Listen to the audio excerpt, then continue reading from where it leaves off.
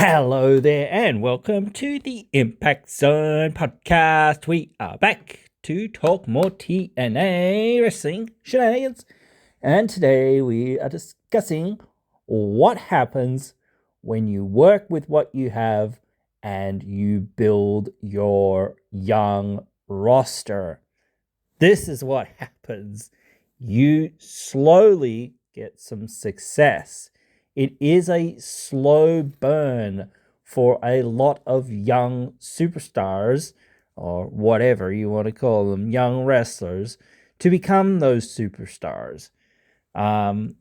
Some wrestlers turn around a lot quicker than, some other wrestlers, and some wrestlers get pushed harder than some wrestlers and whatnot. But it does seem that some of those wrestlers are quote unquote more ready than other wrestlers to take up that mantle of that main event scene, or can adapt to it much easier. Or it seems like they were already probably should have been in that area, but they just needed a long period or a period of legitimizing to sort of build them up. And, we take Josh Alexander, perfect example of young guy, came into TNA, had a year of being basically a great tag team wrestler, had a year of being a great X Division wrestler, then got into the main event scene,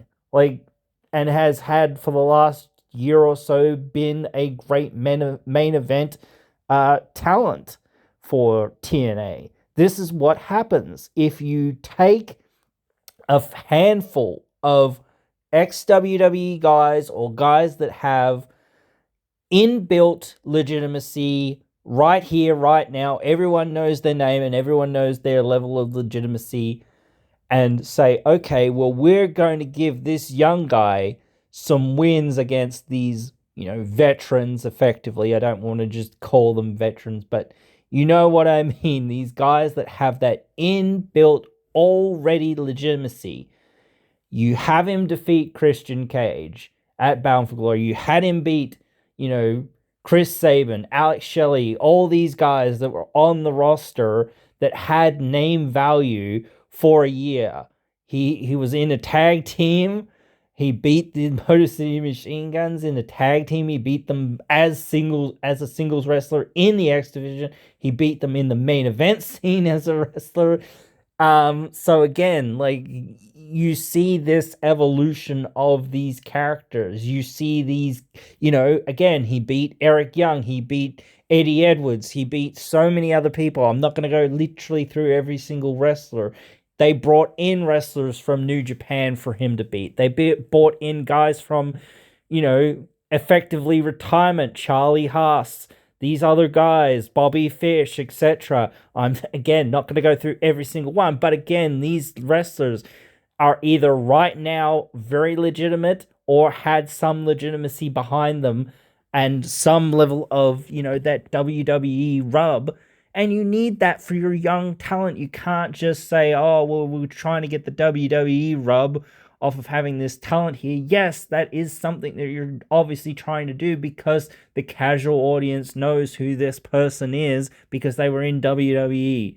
So having that name on your brand is very useful. But saying, oh, well, it's all about them. Well, no, it can't be all about them because their shelf life is much shorter.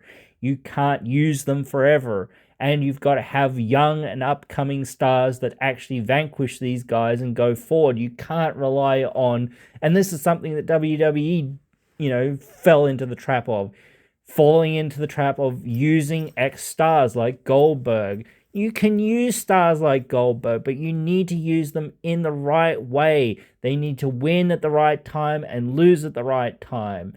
And you need to legitimize your new crop of talent. You can't just keep going back to Goldberg or to somebody else from the past because you think that that's the way things should go. Yes, you can put them in that picture, and look at Nick Nemeth right now. He's not just there to be their top guy. He's currently the champion, but his role, in my opinion, isn't to be the top guy. He is there to give them a bit of a rub and to give their young stars that, rub again of saying, hey, no, we were in there with one of the best in the world in the ring, and he was held back in WWE, and we showed that we're on the level, and we actually helped him show that he was on the level, on this level that he should have been in WWE, and whatnot. Not It doesn't just help us; it helps him, helps everyone. Because again, at the end of the day, when you start going, okay, well, he put in the work, and then put somebody over, whatever. That's when you finally get that sort of magic happening of everyone going, oh, this was always going to happen. Yes, that's what the plan was. It was to put this person over, or to put that person over, or whatever it was. This was the plan. Again, when you have something like that, that is the way to put things together. I don't, like I said this before about Frankie Kazarian. He's a great legend of the past. Like, you can sort of say that about Alex Shelley and some of these other guys again, but it's one of those things where it's like, well, what are you going to do? Like, are you actually going to put the title on him? Because it wouldn't be 1,000% a bad idea, because again, he has that name value. But again, it's like, well, where's that going? Who's he putting over? It's not just about Kazarian. You've got to be looking ahead and saying, okay, well, there is a plan and a rhyme and a reason for this. Why has Alex Shelley got this belt? Why is he facing this person or that person? It's not like your first few defenses or something. I think one of his first defenses was that Slammiversary against Nick Aldis. It wasn't literally his first, but it was one of his first few defenses, as far as I recall. Maybe he'd held it for a couple months or something, but it was his first one of his first few defenses, and whatnot, and they went on from there. That was to help legitimize him, because again, Nick Aldis had been in NWA for, I think it was 2 or 3 years, or even longer, and been the champion for that long as well. So he'd built a huge level of legitimacy, and had just recently come back to TNA, and done that whole thing, and then he went off to WWE after that, or whatnot. But again, that's another relationship that they mended with somebody that they had sour taste in their mouth, or sour taste in their mouth. But this is how you use these big names. You've got to, like Rhino, he's there, and he's effectively pushed to being a jobber, for the most part, because again, it doesn't really matter how much he loses. His aura and his legendary status is still already sort of incentivized and already there. You can't really do too much wrong with him for the most part, and just putting these young guys over is just the right call, because again, you need those young guys. Those young guys are going to be there, or even in the business, for longer than what Rhino is at this point. And you need to build up your young stars so that they can look like they have some level of legitimacy, and that they can perform at the top level. And yes, you do need the guys that can work at that top level, and it is becoming harder and harder for guys like Rhino and whatnot to work at that top level. Same with the Hardys, lots of guys there. Same thing there. You can sort of say they're working a big match, I believe, next week, where they're teaming with the ABC against the system, the whole system. Moose, whatnot, JDC, Myers and Edwards. So that's a huge match, and they've already done this sort of thing before. It's not just the Hardys show. No, they're putting in all their top guys, or all their top guys that are there right now, and these young and upcoming guys. They're there to feature these young and upcoming guys that, they've got high hopes for. And perhaps they haven't like ABC haven't reached their full potential yet, but this is the process. It's a process, and not everyone can be the champion, and not everyone can have their moment in the spotlight, because, then everyone has the title every few minutes or whatever it is, and then no one really has the title because you're flip-flopping it too much, and whatnot. You can weave that story of these young guys, like with Wentz and whatnot. Wentz won it, by chance sort of thing, which is, all right. He lost it by getting in his own head. He lost it by, losing focus or whatever, and that sort of thing.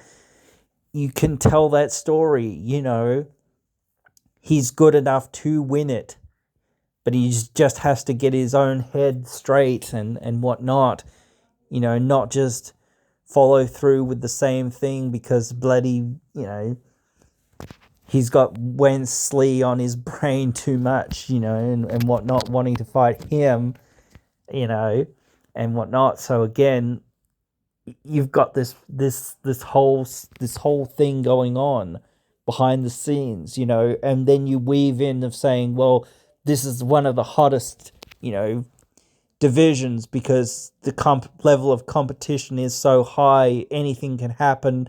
You make one mistake and then you'll lose the title, like Bailey did, then like Wentz did, or you take something out and something happens, again, every division should feel like that. Yes, in some ways that they're very hotly contended and anyone at any time can, come out of nowhere and win it, but you shouldn't have to flip-flop titles to do it. But again, like going back to saying this is what you do with, established guys, you've got to establish them, You've already established somebody like Josh Alexander in a lot of ways, but he's still a fairly new champion and a new main eventer for the most part. So you need to keep him at that space. You can't just drop him down and hope that people still want to buy into him. You've got to keep him feeling like, oh man, this guy's, way up there. And, he does have to eventually start, pulling that weight of like dragging other guys up or losing to these guys when they're ready to move on up. But he still needs to be in that picture as well because you need a diverse division. You can't just have one or two guys at the top. And that's the same thing. Look at Santana, like he's probably going to take on Moose very soon. And he's taken on a lot of wrestlers there. He's taken on Eddie Edwards and Brian Myers. Like, not that Myers has a huge big name or a lot of legitimacy behind him. Not like Eddie Edwards doesn't have a lot of legitimacy behind him of late as a singles wrestler as far as that goes either, I don't think. But still, like as far as like a resume is concerned, he's got a pretty decent resume. JDC, same sort of thing, hasn't really got a lot of legitimacy nor a big resume behind him, so it's sort of tough to legitimize yourself in that way. But like just like being able to fight against the numbers and whatnot in that way and try to keep everything going and again looking like you're gonna fight Moose and maybe beat Moose at Slammiverse. Oh, Bound for Glory rather. Sorry, I'm just lecturing myself here with what's coming up and whatnot. But still, you know what I mean. He could go against Moose. He could beat Moose. Who knows? That would be kind of cool. I mean, I don't 100% know what you do if you do that, but again, it's tough. I do think that Moose can perhaps take that, and again, like he said, he's probably going to retire at the end of his contract, which I think ends next year or something. I think So again, he hasn't got long sort of to be like that top guy. So maybe it's time to start going, well, let's start, farming him out, and we'll keep him in the mix, but like we'll start farming him out to, some guys that need it way more to make them look like, you know, top guys, like you're probably gonna job out to Hendry again. I feel like at some point when he wins the belt, because I do feel like he is winning the belt. I feel that way. I feel like that is, again, the plan and whatnot. So obviously there's that, and there's, but it's tough for him to get to there, I guess. I don't know, but there's still the potential for it. Um, Certainly. Um, so might take a while, but we'll have to wait and see. Um, but yeah, like this is what you have to do. You know, you can't just rely on that basis. Look at WCW. They relied on that basis way too much. And they had potential young stars, but they just didn't really push them to the right place and think that, what are we going to do next? They didn't really think about that. They needed, even like stars like Scott Steiner. He came along really really late. You know, guys like Bret Hart, when he was there, and it took 2 years before he even won the belt. Like he should have won the belt way before that, like within the first year. Um, you know, not within the first few weeks, maybe, but still, like it shouldn't have took that. And he should have at least got title shots. He didn't even get a title shot for like 2 years or whatever it was, which was ridiculous. Same thing, like a lot of the young guys never really got that many opportunities at the main event scene or at the world title, you know, and they didn't make the most of those guys later on. They had that establishing, few years, and they could have moved them up and moved them along, and they could have brought in stars from outside and said, okay, now here's Raven, or whatever, and now we're going to treat him like a really big deal. He's going to be the US champion, and then he's going to be looking like he could be the world champion. Scott Steiner, he's the US champion, looking like he could be the world champion.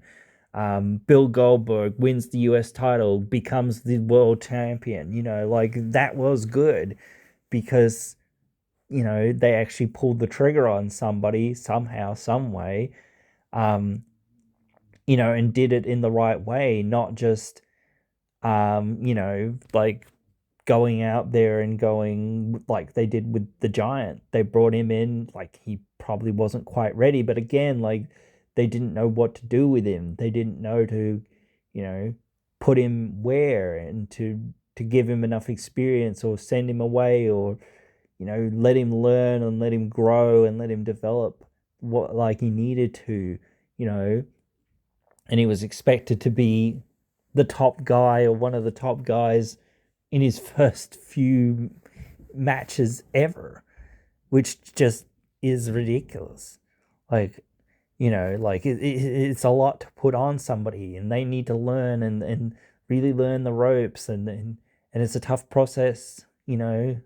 So, but again, that's what a veteran should be doing. Like if he was in the NWO or whatever initially, and then he's like Hogan's right hand man the whole way through, or whatever else it is. Even you could have done something with the NWO when it was sort of splitting up and all of this, and I think that he had actually left before that, but like you could have done something, to lead to that, where he was like Hogan's right hand man, but Nash was kind of like on the other side of the fence. Paint these pictures, do these things. Like this is the sort of stuff that you need to do. If somebody doesn't have the experience necessary to, to do it, you need to give them that experience. You need to give them that mentorship. You need to get them out there and say, okay, you've got to do all these house shows, all of these house shows, and all of these little tours and whatnot that you can do so that you can get more exposure, get more knowledge, get better at this, not just wrestling, but promos and the subtle, little things, the nuance stuff and whatnot. He did pick it up, but it was a process. Everything is a process. That's what people need to realize. It's not just, okay, we're going to put the title on you. No, there needs to be a reason that we're putting this title on you. And you've worked and you've earned it and the fans have been behind you. That is when somebody earns the belt. When somebody is a drawer, that is when they are the world champion. They are the one that is there to bring in the dollars, the views, the casual audience, everything. And that's why I believe that Joe Hendry will win the belt. Because it just makes too much sense to not do it. If you don't do it, it makes no sense. I know that there's, again, we've talked about this before, where it's like you want to drag it out, but the thing is, you still need to try to find that sweet spot of striking while the iron is still hot, or as hot as possible. And doing the whole thing like you did with Josh Alexander could be all right. You could do that sort of thing where somebody wins the call your shot gauntlet and then calls their shot after Joe wins the belt or in the match even. And then, it changes from, Joe winning the belt to Joe being screwed out of the belt. And then he's got to go on a journey to, get that belt, from there, I don't know. But again, I do know that eventually it is going to happen. But this is, again, the sort of thing that you could do. It doesn't matter who it is. It could be Kazarian. Who else could it be? Who else is there? That's working heel, that's a big name. Maybe Moose. I don't know. You could bring in somebody else like Bully Ray or something else, like somebody from the past or whatever, something like that. But it's like, well, is there that there for people to be like, can this person work? Can this person go for the rest of the next year or the next 2 years or whatever else it is? Or is it just, they're here and they're doing their Lesnar thing and whatever. They'll be here when they're here in another few months or something. They'll turn up every now and again or whatever and then disappear, and then, we won't see the belt or whatever. That's not the way to use somebody. Like, even somebody, like, you've got to make sure that fans understand, this is the guy to beat or whatever. And this guy, you've really got to earn your opportunities with them, and whatnot. That's the story. But anyway, guys, that is what I think for now on this topic and whatnot. So I hope you guys have enjoyed this one, and I hope you guys will join me again in another one.